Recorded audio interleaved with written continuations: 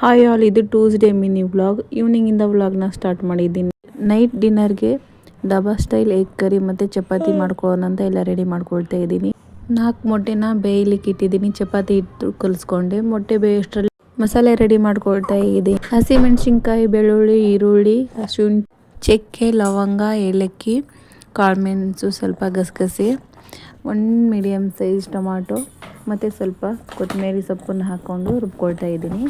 1 ಪ್ಯಾನ್ಗೆ ಸ್ವಲ್ಪ ಎಣ್ಣೆ ಹಾಕಿ ಬೇಯಿಸಿರುವಂಥ ಮೊಟ್ಟೆ ಹಾಕಿ ಸ್ವಲ್ಪ ಅರಶಿನ, ಉಪ್ಪು, ಖಾರದ ಪುಡಿ ಹಾಕಿ ಫ್ರೈ ಮಾಡಿಕೊಂಡು 1 ಪ್ಲೇಟಿಗೆ ಎತ್ತಿಟ್ಕೊಳ್ತಾ ಇದ್ದೀನಿ. ಅದೇ ಪ್ಯಾನ್ಗೆ ಸಾಸಿವೆ ಮತ್ತು ಕಟ್ ಮಾಡಿರುವಂಥ ಈರುಳ್ಳಿ, ಒಣಮೆಣಸಿನ್ಕಾಯಿ ಹಾಕಿ ಈರುಳ್ಳಿ ಗೋಲ್ಡನ್ ಕಲರ್ ಆಗೋವರೆಗೂ ಫ್ರೈ ಮಾಡಿಕೊಂಡು ಅರಶಿನ, ಉಪ್ಪು, ಧನಿಯಾ ಪೌಡ್ರ್, ಗರಂ ಮಸಾಲ ಹಾಕಿ ರುಬ್ಬಿರುವಂಥ ಮಸಾಲೆ ಹಾಕಿ ಹಸಿ ವಾಸನೆ ಹೋಗುವವರೆಗೂ ಫ್ರೈ ಮಾಡಿಕೊಂಡು ಎಣ್ಣೆ ಬಿಡೋವರೆಗೂ ಸ್ವಲ್ಪ ಫ್ರೈ ಮಾಡಬೇಕು.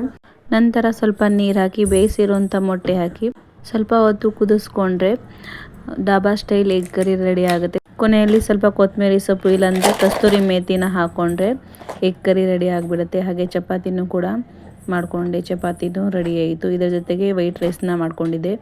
ಈ ಮಿನಿ ವ್ಲಾಗ್ ಇಷ್ಟ ಆಗಿದರೆ ಪ್ಲೀಸ್ ಒಂದು ಲೈಕ್ ಮಾಡಿ. ಹಾಗೆ ನನ್ನ ಚಾನೆಲ್ನ ಸಪೋರ್ಟ್ ಮಾಡಿ. ನನಗೆ ಯಾರೆಲ್ಲ ಸಪೋರ್ಟ್ ಮಾಡ್ತೀರೋ ನಾನು ನಿಮಗೆ ಸಪೋರ್ಟ್ ಮಾಡ್ತೀನಿ. Thank you for watching.